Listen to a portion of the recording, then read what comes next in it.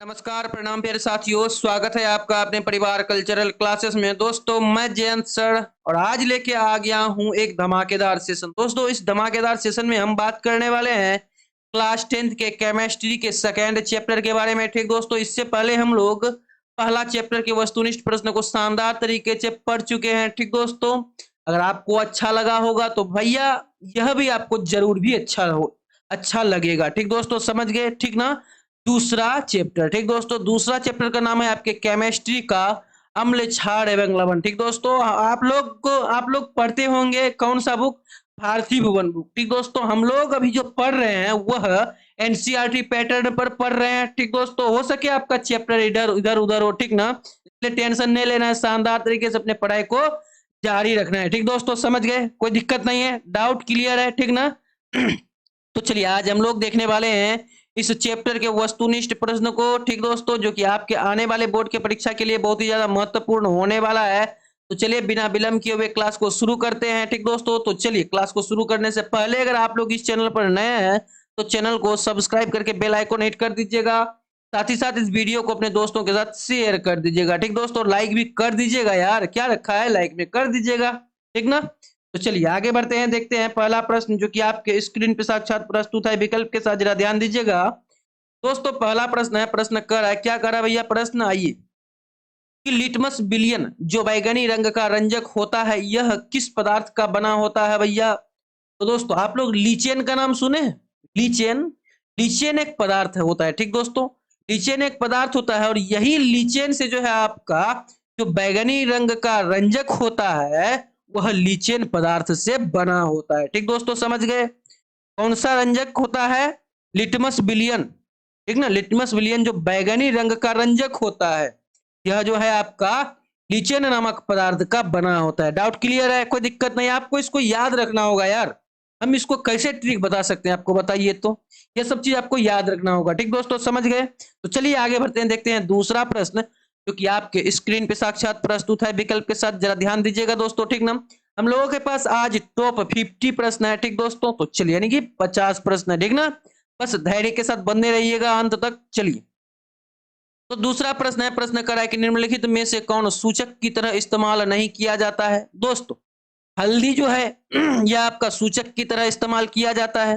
ठीक, उसके बाद जो है मिथिल ऑरेंज, यह भी आपका सूचक की तरह क्या किया जाता है? इस्तेमाल किया जाता है। लेकिन यह जो एक मूली है, मूली भैया, जो हम लोग आप लोग खाते हैं, रेडिश, रेडिश, ठीक ना, वह किसी सूचक में सूचक की तरह इस्तेमाल नहीं किया जाता है। समझ गए?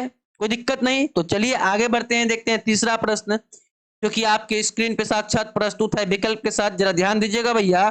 तो तीसरा प्रश्न है, प्रश्न करा है कि निम्नलिखित में कौन गंधीय सूचक नहीं है? तो दोस्तों, हम आपको बता दें कि वह एक ऐसा शकरकंद ही है। कौन? शकरकंद। ठीक ना? या जमीन के नीचे फलने, मतलब जमीन के नीचे होने वाला फल होता है। कौन?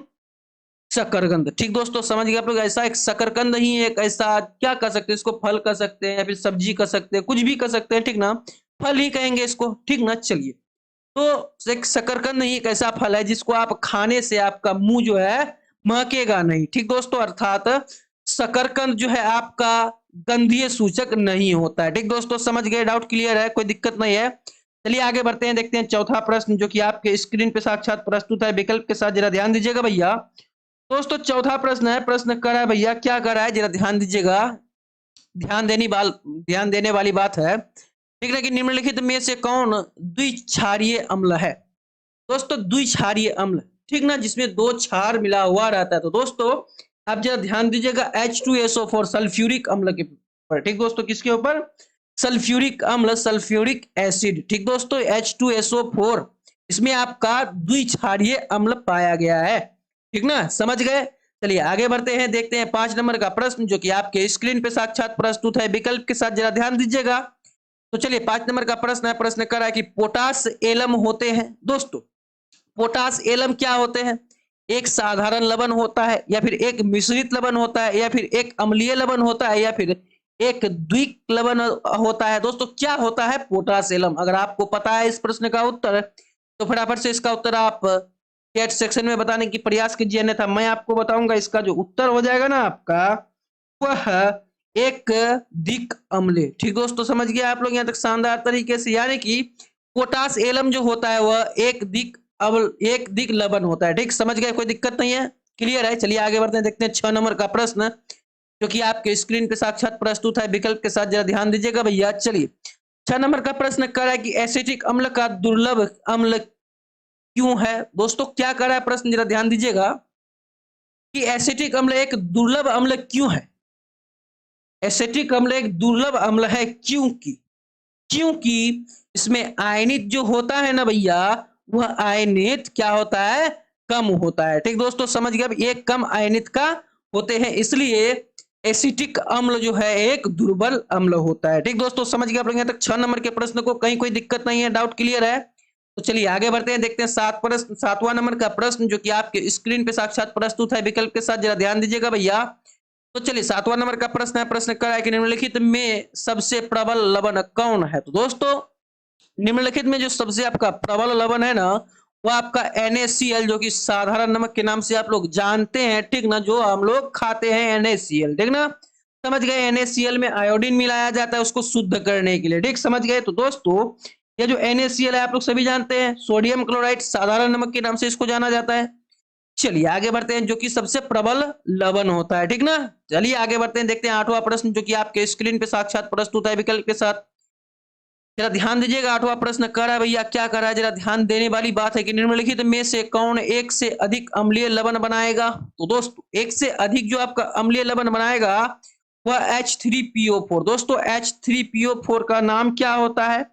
दोस्तों H3PO4 का कास्टिक अम्ल का नाम आप सुने हैं। तो दोस्तों यह H3PO4 वही कास्टिक अम्ल है जो अत्यधिक अम्लीय लवण बनाता है। ठीक दोस्तों, समझ गए 8 नंबर के प्रश्न को, कहीं दिक्कत नहीं है। चलिए आगे बढ़ते हैं, देखते हैं 9 नंबर का प्रश्न जो कि आपके स्क्रीन पे साक्षात प्रस्तुत है विकल्प के साथ। तो दोस्तों 9 नंबर का प्रश्न है, प्रश्न कर है कि 1 बिलियन किसी नीले लिटमस को लाल रंग में परिणत कर देता है तो संभवतः बिलियन का पीएच मान कितना होता है। तो दोस्तों जब ऐसा परिस्थिति आता है तो पीएच का मान 6 होता है। ठीक दोस्तों, समझ गए और याद रखिएगा, ठीक ना। तो चलिए आगे बढ़ते हैं, देखते हैं 10 नंबर का प्रश्न जो कि आपके स्क्रीन पे साक्षात प्रस्तुत है विकल्प के साथ, जरा ध्यान दीजिएगा भैया।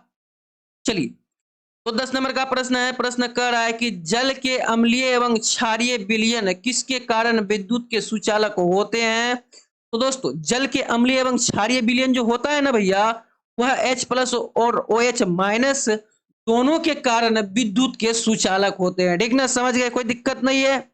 चलिए आगे बढ़ते हैं, देखते हैं 11 नंबर का प्रश्न जो कि आपके स्क्रीन पे साक्षात प्रस्तुत है। ठीक दोस्तों, तो चलिए 11 नंबर का प्रश्न है, प्रश्न कर रहा है भैया, क्या कर रहा है, जरा ध्यान दीजिएगा, समझने वाली बात है। चलिए 11 नंबर का प्रश्न कर रहा है कि निम्न में से कौन से धातु ठंडे जल से अभिक्रिया कर धातु के हाइड्रोक्साइड बनाएंगे। तो दोस्तों वह कौन धातु है जो ठंडे जल के साथ अभिक्रिया करके धातु के हाइड्रोक्साइड बनाएंगे, यानी कि धातु को हाइड्रोक्साइड बनाएंगे। सोडियम एवं पोटासियम, या फिर मैग्नीशियम, या फिर कैल्शियम, या फिर सोडियम एवं कॉपर, या फिर इनमें से कोई नहीं। तो चलिए दोस्तों इसका जो आंसर हो जाएगा वह सोडियम एवं पोटासियम जो मिलेगा एक जगह, अर्थात सोडियम एवं पोटासियम जो धातु है ना भैया, वह ठंडे जल से अभिक्रिया करके, ठीक ना, वह धातु को हाइड्रोक्साइड बना देगा। ठीक ना, समझ गए, कोई दिक्कत नहीं है। चलिए आगे बढ़ते हैं, देखते हैं 12 नंबर का प्रश्न जो कि आपके स्क्रीन पे साक्षात प्रस्तुत है विकल्प के साथ। तो दोस्तों 12 नंबर का प्रश्न कर रहा है कि निम्नलिखित में किस विलयन का उपयोग दीवारों की सफेदी करने के लिए किया जाता है।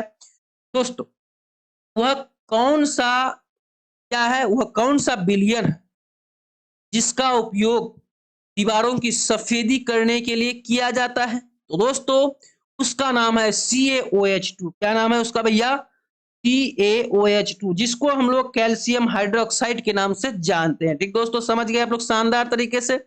चलिए आगे बढ़ते हैं, क्या कहते हैं इसको, CaOH2 को कैल्शियम हाइड्रोक्साइड जो कि जो कि उपयोग होता है दीवारों की सफेदी करने के लिए। ठीक ना, चलिए आगे बढ़ते हैं, देखते हैं 13 नंबर का प्रश्न जो कि आपके स्क्रीन पे साक्षात प्रस्तुत है विकल्प के साथ, जरा ध्यान दीजिएगा भैया। तो चलिए 13 नंबर का प्रश्न है, प्रश्न करा है कि निम्नलिखित में से कौन सा बुझा हुआ चूना है। तो दोस्तों बुझा हुआ चूना CaCO3, बुझा हुआ चूना CaCO3 नहीं है बल्कि CaO है, जो कि आप लोग जानते हैं इसको किस नाम से, कैल्शियम ऑक्साइड के नाम से, ठीक ना, समझ गए आप लोग। चलिए आगे बढ़ते हैं, देखते हैं 14 नंबर का प्रश्न जो कि आपके स्क्रीन पे साक्षात प्रस्तुत है विकल्प के साथ, जरा ध्यान दीजिएगा भैया।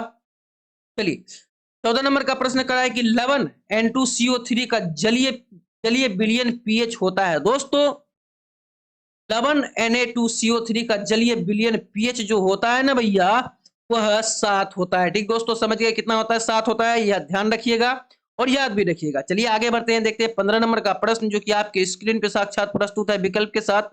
तो दोस्तों 15 नंबर का प्रश्न है, प्रश्न कर रहा है कि एसिटिक अम्ल का आईयूपीएसी नाम है। तो दोस्तों एसिटिक अम्ल का आईयूपीएसी नाम आपका क्या होता है, जरा ध्यान दीजिएगा, यही ध्यान दीजिएगा कि उसका जो नाम होता है ना, वह मेथेनोइक अम्ल होता है। ठीक दोस्तों, समझ गए, कोई दिक्कत नहीं है, क्लियर है। चलिए आगे बढ़ते हैं, देखते हैं 16 नंबर का प्रश्न जो कि आपके स्क्रीन पे साक्षात प्रस्तुत है विकल्प के साथ। तो दोस्तों 16 नंबर का प्रश्न कर रहा है कि निम्नलिखित में कौन सा आयन लाल लिटमस पत्र को नीला कर देता है। तो दोस्तों निम्नलिखित में वह कौन सा आयन है जो लाल लिटमस पत्र को नीला कर देता है। तो दोस्तों OH का नाम आप सुने ही हैं, OH का नाम सुने ही हैं, जिसको हम लोग हाइड्रोक्साइड के नाम से जानते हैं। ठीक ना, OH को किस नाम से जानते हैं, हाइड्रोक्साइड के नाम से जानते हैं। ठीक, और यही हाइड्रोक्साइड जो है वह आयनित लाल लिटमस पत्र को नीला कर देता है। ठीक दोस्तों, समझ गए, डाउट क्लियर है। चलिए आगे बढ़ते हैं, देखते हैं 17 नंबर का प्रश्न क्या आपके स्क्रीन पे साक्षात प्रस्तुत है विकल्प के साथ, जरा ध्यान दीजिएगा भैया। तो चलिए 17 नंबर का प्रश्न है, प्रश्न कर रहा है कि कोई विलयन नीले लिटमस पत्र को लाल कर देता है,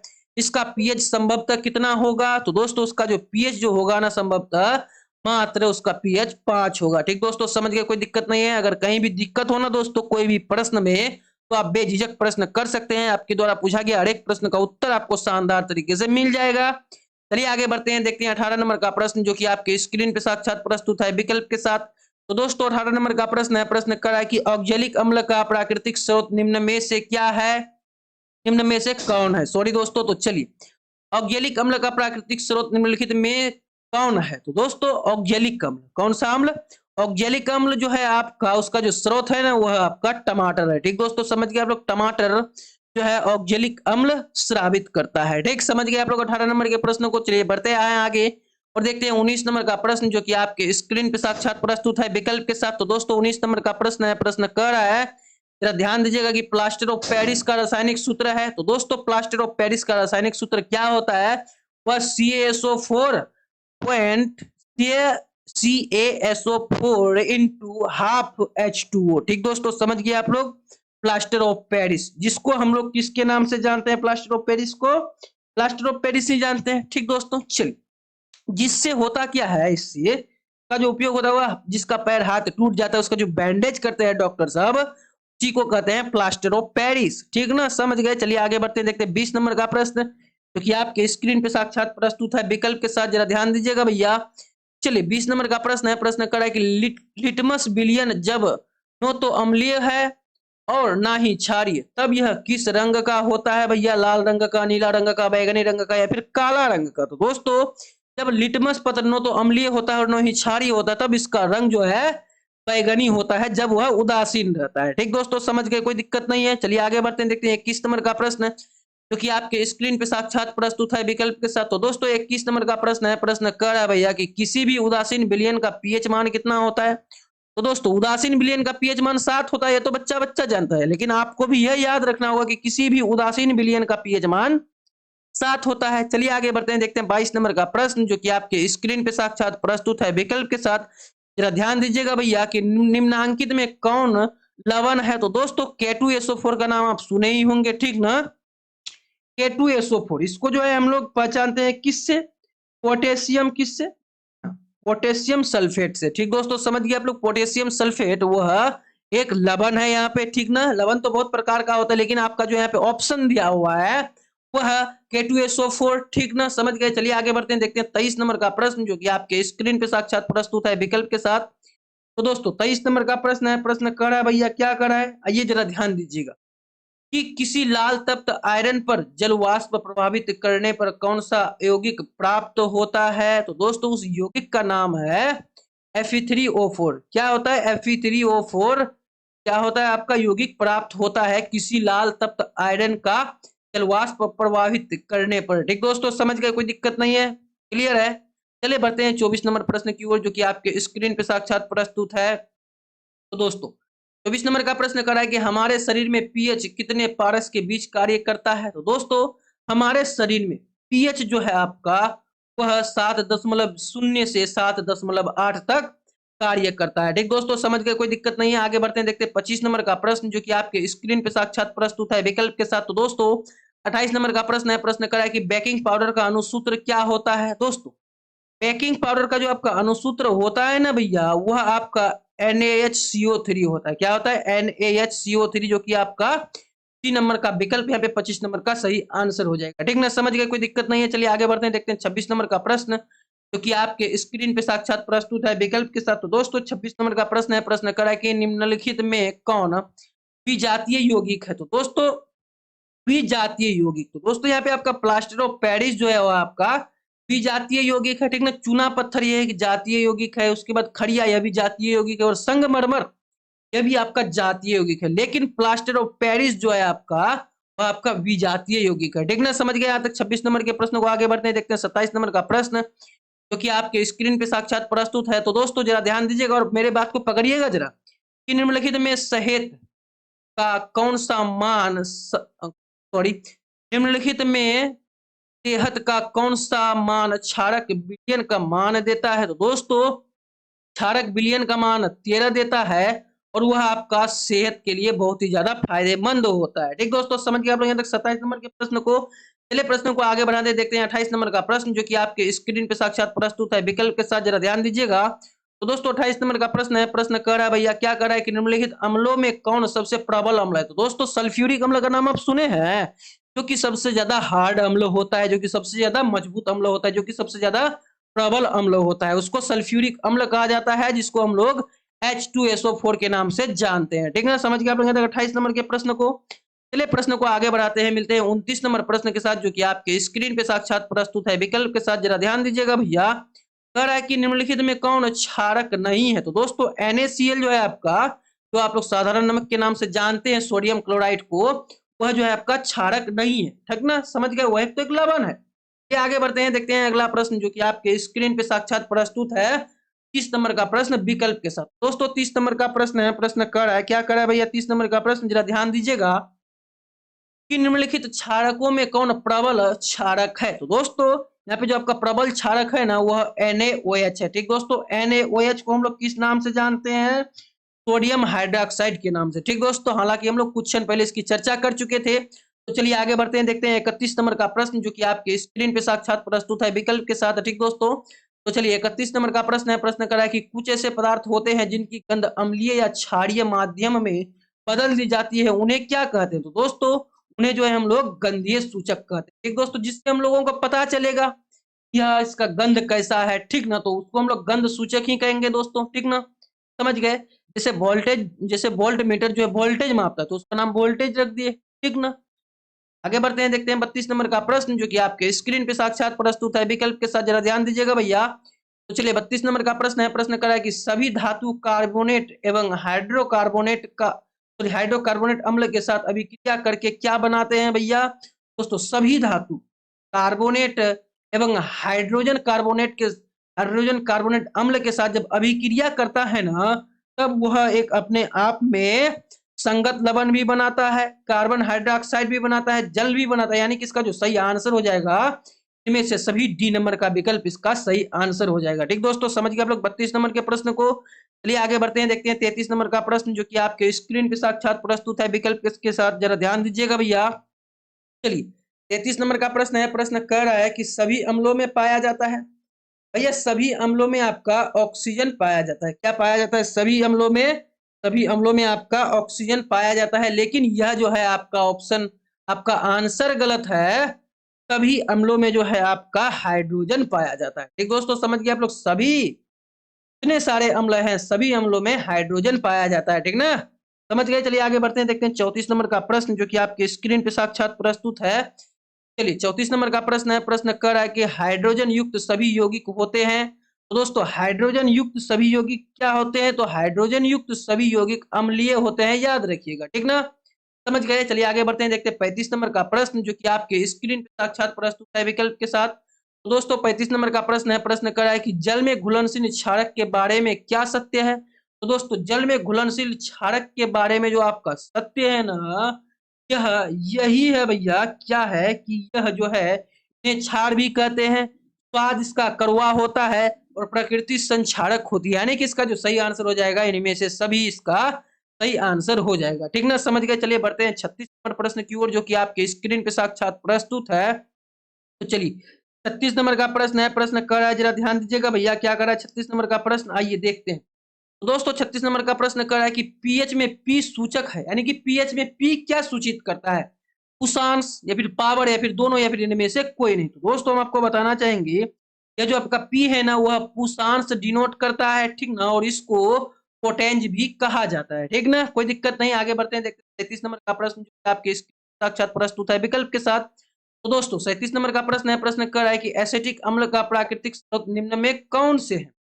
दोस्तों एसिटिक अम्ल जो है आपका कहाँ से स्रावित होता है दोस्तों, एसिटिक अम्ल जो है आपका सिरका से स्रावित होता है। याद रखिएगा एसिटिक अम्ल का प्राकृतिक स्रोत एकमात्र सिरका ही है। ठीक ना, कोई दिक्कत नहीं है, समझ गए। चलिए आगे बढ़ते हैं, देखते हैं 38 नंबर का प्रश्न जो कि आपके साक्षात प्रस्तुत है विकल्प के साथ।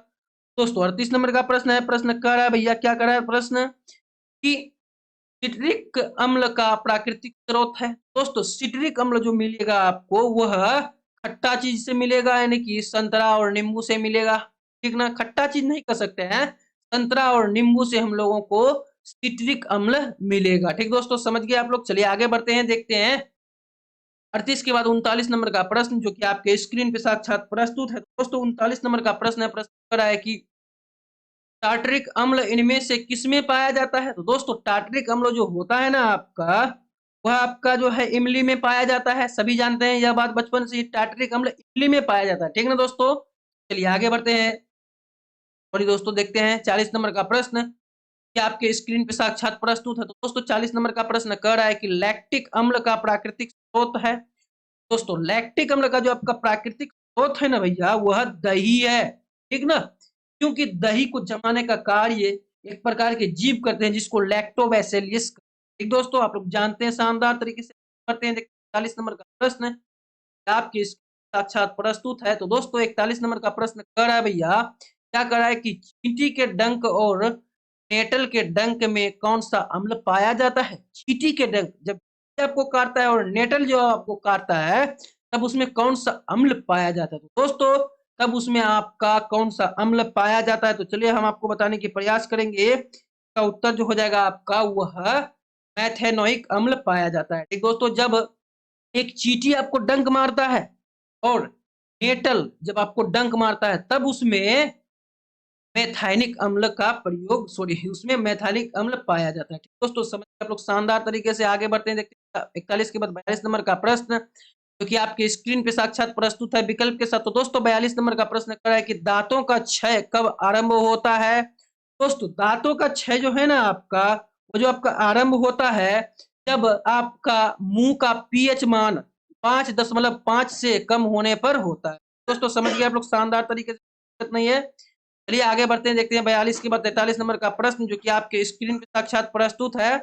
दोस्तों 43 नंबर का प्रश्न है, प्रश्न करा है कि हमारे पेट यानी कि उदर से कौन सा अम्ल उत्पन्न होता है। दोस्तों हमारे पेट में जो है, ध्यान दीजिएगा, हमारे पेट में हाइड्रोक्लोरिक अम्ल उत्पन्न होता है जो कि भोजन को पचाने की का कार्य करता है, जिसको हम लोग HCl के नाम से जानते हैं, जो कि बहुत ही मजबूत अम्ल होता है, बहुत ही प्रबल अम्ल होता है। एक दोस्तों समझ गए। चलिए आगे बढ़ते हैं, देखते हैं 44 नंबर का प्रश्न जो कि आपके स्क्रीन पे ये रहा विकल्प के साथ। तो दोस्तों 44 नंबर का प्रश्न कह रहा है कि हाइड्रोक्लोरिक अम्ल एवं सोडियम हाइड्रोक्साइड के विलयन की अभिक्रिया से उत्पन्न लवण को कहते हैं। तो दोस्तों हम आपको बताना चाहेंगे का जो उत्तर होगा बहुत ही शानदार उत्तर है भैया। क्या उत्तर है कि हाइड्रोक्लोरिक अम्ल एवं सोडियम हाइड्रोक्साइड के विलयन की अभिक्रिया से उत्पन्न लवण को सोडियम क्लोराइड कहते हैं। ठीक दोस्तों, समझ गए।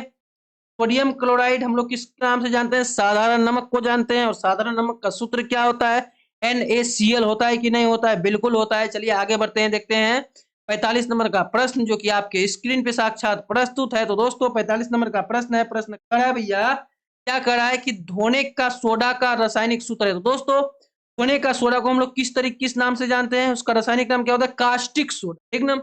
कास्टिक सोडा का सूत्र क्या होता है आप लोग जानते हैं, तो फटाफट से चैट सेक्शन में इसका उत्तर बताने की प्रयास कीजिए, अन्यथा मैं आपको बताऊंगा कि सोने का नहीं, धोने का जो सोडा होता है ना, का नाम, का रासायनिक सूत्र जो होता है भैया, वह क्या होता है, तो चलिए वह जो होता है आपका, वह Na2CO3 इंटू 10H2O होता है। ठीक दोस्तों, समझ गए शानदार तरीके से, कोई दिक्कत नहीं है, क्लियर है। चलिए देखते हैं 46 नंबर का प्रश्न, जो कि आपके स्क्रीन पे साक्षात प्रस्तुत है विकल्प के साथ, जरा ध्यान दीजिएगा। चलिए 46 नंबर का प्रश्न है, प्रश्न कर रहा है कि बेकिंग सोडा का रासायनिक नाम क्या है। दोस्तों बेकिंग सोडा का रासायनिक नाम क्या होता है, सोडियम हाइड्रोजन कार्बोनेट होता है कि नहीं होता है, बिल्कुल होता है, सोडियम हाइड्रोजन कार्बोनेट होता है बेकिंग सोडा का रासायनिक नाम, ठीक ना, क्लियर है। चलिए आगे बढ़ते हैं, देखते हैं 47 नंबर का प्रश्न, जो कि आपके स्क्रीन पे साक्षात प्रस्तुत है विकल्प के साथ। तो दोस्तों 47 नंबर का प्रश्न कह रहा है कि बेकिंग सोडा का रासायनिक सूत्र है।